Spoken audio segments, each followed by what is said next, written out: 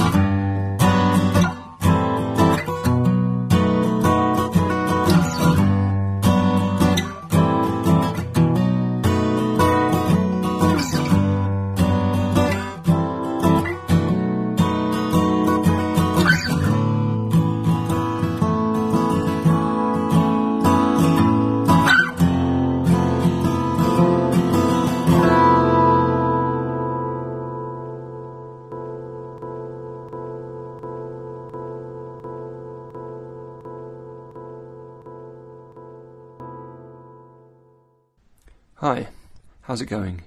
Welcome to my first podcast. I'm James Bruce May, a musician and a writer living in London, currently in Brixton, which is where I'm recording. Apologies in advance for any sirens, engines, people stumbling by. Anyway, who do I think I am, making a podcast? Well, in recent years, I've managed to keep in touch with friends and family and people interested in my writing over email. Whenever I've had a poem or short story, I'd drop a line with a link to the work, and that way I'd managed to stay in touch.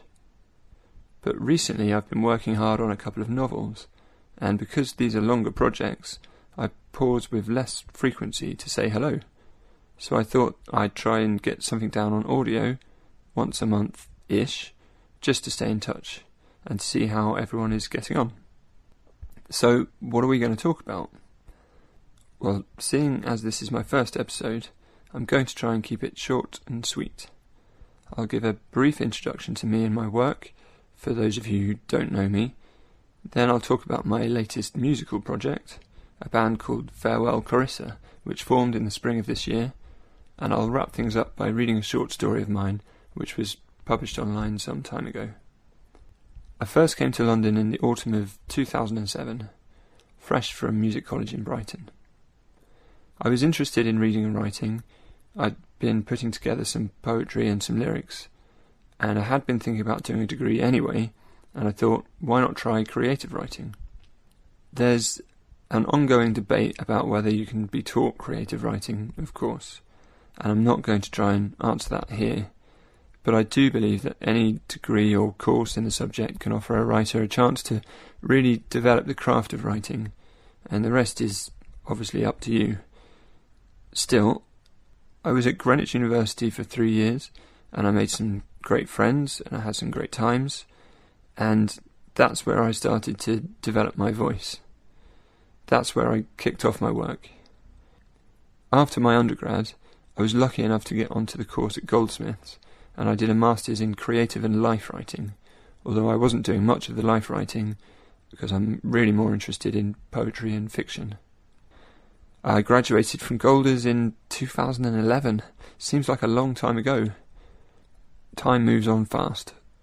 But whilst we're still on the subject of teaching writing, we'll mention one thing which I know gets said a lot, but most people have got 30 or 40 teachers sitting on a bookshelf in their house somewhere. Read and read and read if you're interested in writing. It's crucial to turn the pages and see what's gone before. It really helps with developing your own work. Anyway, after Golders, I started sending out my work to various online literary journals. There are myriad of these. We're so lucky these days to be surrounded by an indie literary culture that's teeming with life. And I'm always amazed that so many of these journals are run by people giving up their free time to put work out that they really enjoy, and I always feel very humbled to have my work published in these journals. So what about my work? I'm interested in exploring the moments of everyday life we sometimes miss whilst hurrying on by, or just take for granted completely without acknowledging them at all. I'm interested in what we can see when we pause. I try to write in an introspective narrative, as poetic as I can achieve, but aiming for clarity, although abstraction is true to life too. I guess I'm trying to uncover something surprising, but in a way that we already know, because we all share the same experiences, however alone we often are, or feel we are, when we experience them. These explorative stylistic goals are especially true of my longer work, but short stories play by different rules, and they offer different opportunities for ideas and experimentation, not to mention the opportunity for collaboration with other artists, as you'll hear about a bit later on in this recording. Anyway, ultimately writing is enjoyable, despite having to get up sometimes at ridiculous o'clock to put the work together. It's that enjoyment that I also want to share, not that all of my writing is jovial and fun. I draw inspiration from artists who've achieved poignancy exploring the spectrum of emotion, whether in words, image, film or music. Speaking of music...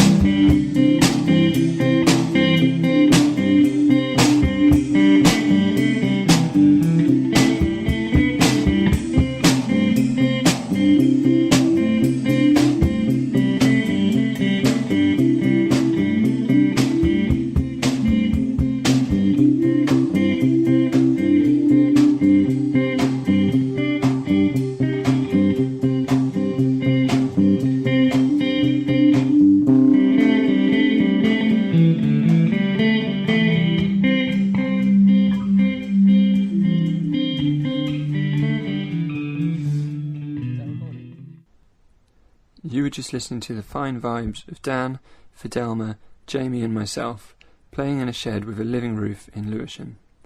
That little jam, caught between songs, was entitled Press Play on Tape. So Jamie and I are old mates, and we were out last summer together, remembering that we used to be in bands, but not anymore. Well, we figured we'd just get together and jam, and it turns out jamming is quite good fun. We started writing a few songs.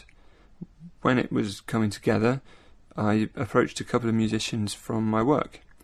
I won't talk about the day job right here, another time perhaps. But let's just say I work in a place full of actors and musicians and singers and dancers, and I managed to get Dan and Fidelma to sign up to Farewell Clarissa. We're writing an album now, and I think we're going to try and do some recording over the winter and hopefully start doing some gigs. So listen out for the links at the end. We're on YouTube and SoundCloud and all that. Just lo-fi sounding demos at the moment. Probably about as lo-fi as this podcast, to be honest. Here's another demo of ours. This one's called Meet at Dusk. Just me and Jamie playing this time, again in the shed beneath the living roof. It ends with the opening of a portal into a strange and enigmatic world, which should lead nicely to a short story I've in mind.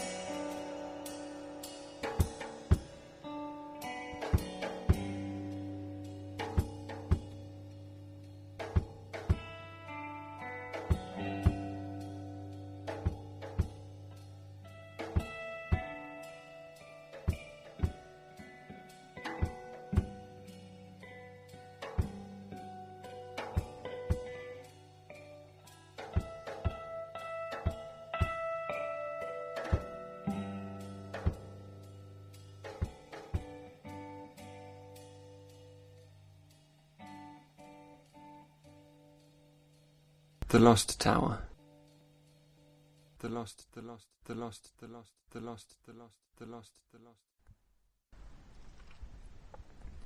When Casey was a boy, his father had told him that his name meant vigilant, brave, and watchful.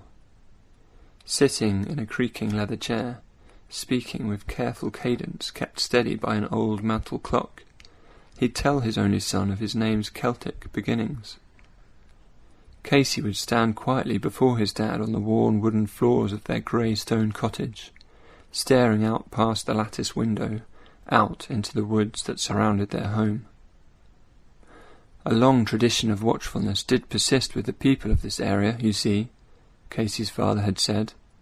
Once, all the land hereabouts had been covered with a thick forest, much greater than the one you see out there today, and folk had to be on their guard against what might emerge from those woods.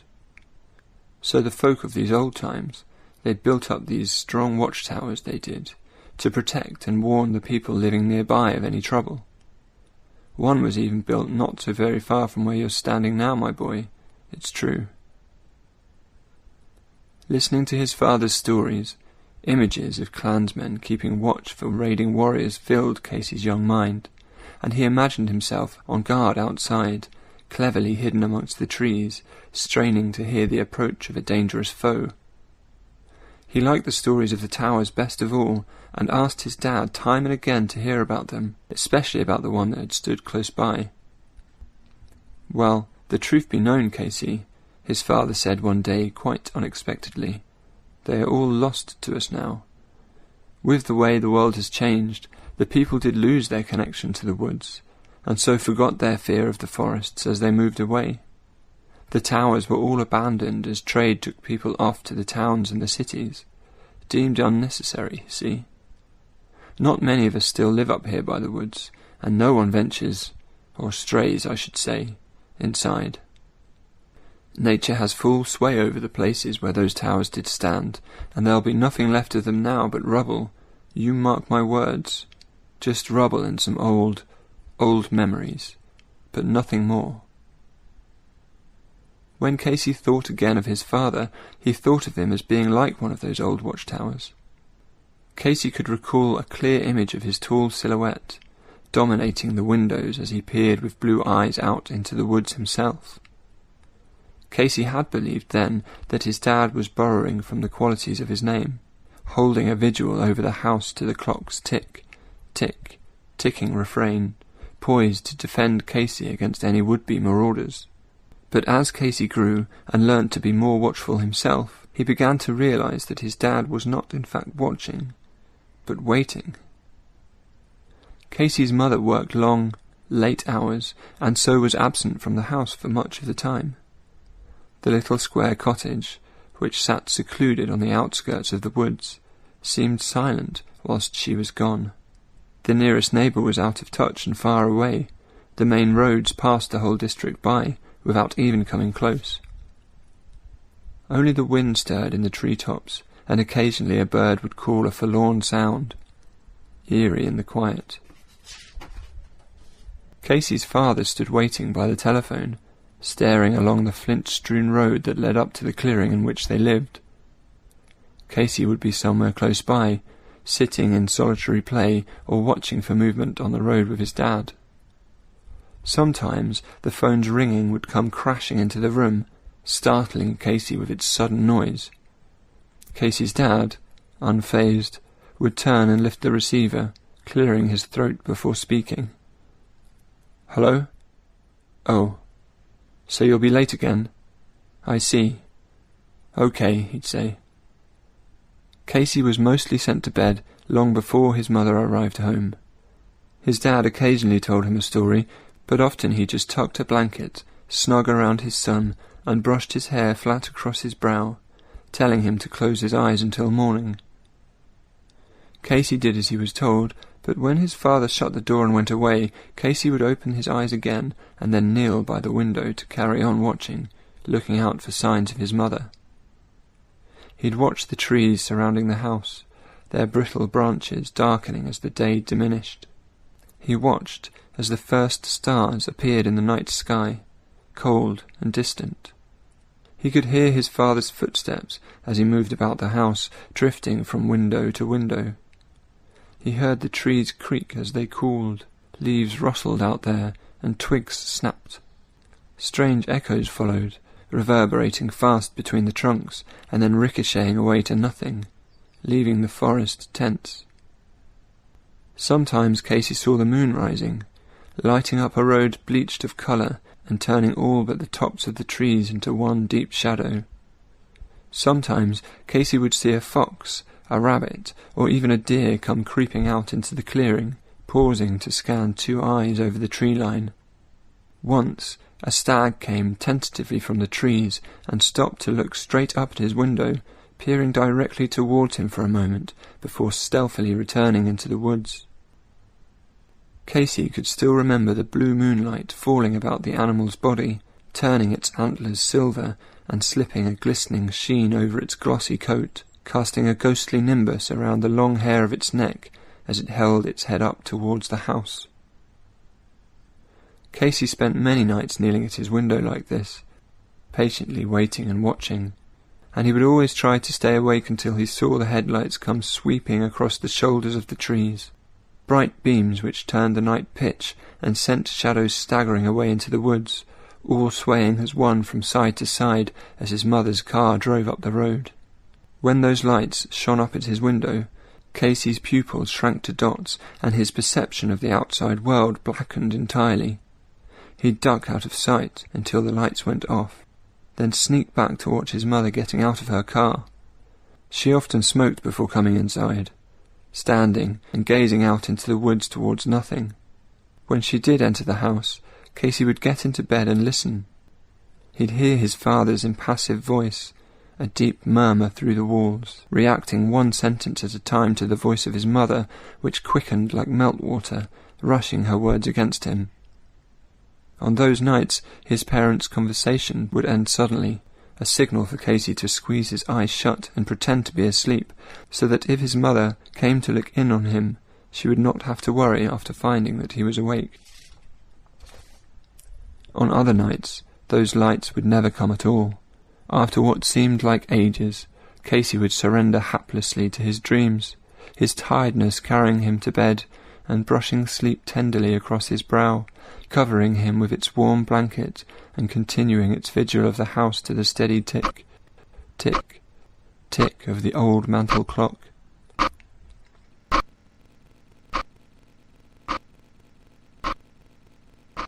Casey woke up. He turned to see his wife sleeping contentedly beside him, curled up in their soft duvet and oblivious to the middle of the night. He sat up and sipped some water from a glass on the bedside table, but stopped drinking when he heard a creak at the door. He peered through the dark and could just make out the small shape of his only son, Silas. Casey quietly replaced the glass, got out of bed and walked across the room. "Hey, what are you doing up? You should be asleep," Casey whispered. "I can't sleep," Silas said, reaching out to take his dad's hand. Casey scooped the boy up into his arms and carried him along the hallway to his bedroom, making almost no sound on the apartment's soft carpets. "But it's the middle of the night and you should be fast asleep," he said. "I woke up. I wanted to see you and Mummy." "Mummy is fast asleep, Silas. You need to go back to sleep too." Casey switched on the lamp in Silas's room and placed his son onto his toy-covered bed. "Go on, lay down," he said. The child did as he was told, and Casey tucked him in. "That's better," he said. "Now close your eyes. Tell me a story, and then I will. You've already had a story tonight, remember? Tell me again." Casey brushed his son's hair across his forehead with his fingertips. Silas looked up at him, and then turned his drowsy blue eyes away with a little yawn. He was almost asleep. "All right, the same story again. Now let me see," Casey said softly, sitting on the edge of the bed. "When you were born, your mummy and I decided to name you after your granddad, and so we called you Silas." "Is Grandad called Silas?" "Well, you see, your name has a special meaning. It means man of the woods, and that is what your Grandad is." "And he lives in the woods?" "That's right, he does." Casey smiled down at Silas, continuing to run his fingers through his hair. "Your Grandad lives in the woods, in a big tall tower, and stays there to look out for any danger, and he keeps us all safe from harm. And when I grow up, will I keep people safe too?" "If that's what you want to do, Silas, then you'd make your Grandad very proud." Casey smiled again and drew his thumb over Silas's cheek. "Now close your eyes until morning." Silas tried to smile, but his eyes were closed before it could even make a dimple. Casey leaned forward, kissed his son's head, and then stood. He turned off the lamp and watched the dark for a minute, letting his eyes adjust whilst listening to his son's rhythmical breathing. When he could see well enough, he made his way back along the hallway to his room. His wife stirred as he got into bed, but she remained sound asleep. Casey stretched out next to her and closed his eyes, pushing his head back into the soft pillow. As he felt himself floating off towards unconsciousness, the memory of the last time he saw his father shimmered into his mind. He recalled sitting in the front seat of his mother's car as it pulled away down the bumpy Flint road in bright sunlight. Casey looked out of the rear-view window, past the suitcases in the boot, and saw his father, lost, turning away from the car, away from the driveway, away from the house, to walk with fallen steps into the woods.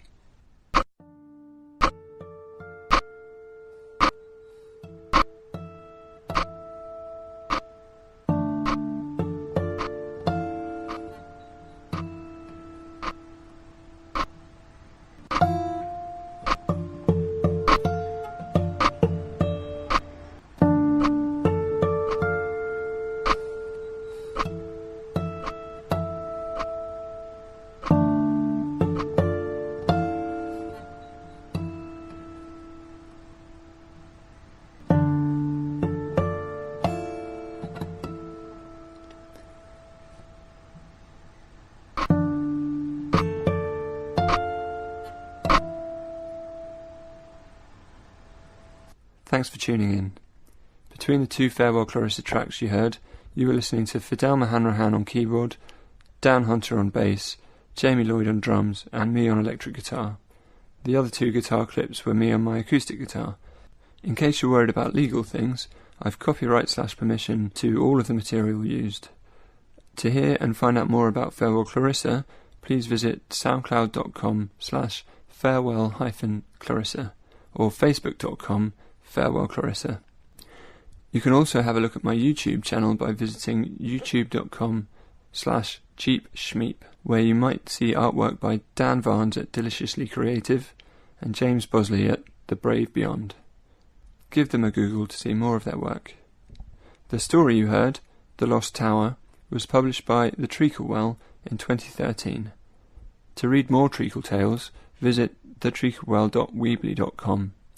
Thanks goes to editor Sarah Brown and the other mice in the well. You might be interested to know that this story was written to the theme Into the Woods and inspired by a photo of Appley Towers in Ryde taken by Oscar May, who I'm hoping to interview in a future episode of this podcast. You can see Oscar's work at oscarmay.com, and if you'd like to read more of my work, you can find links to everything I've published online via my blog, which is at jamesbrucemay.blogspot.co.uk. If you'd like to get in touch about anything in this podcast, or just to say hello, you can either click on the Talk tab on said blog, give me a tweet to @James_Bruce_May, or send an email to james_Bruce_May@hotmail.co.uk. One last thanks goes to Phil Barnes, possibly listening in Australia, for encouraging me onto this format, and thanks again to you too for listening. Hope to catch you again in a month or so. Onwards and upwards.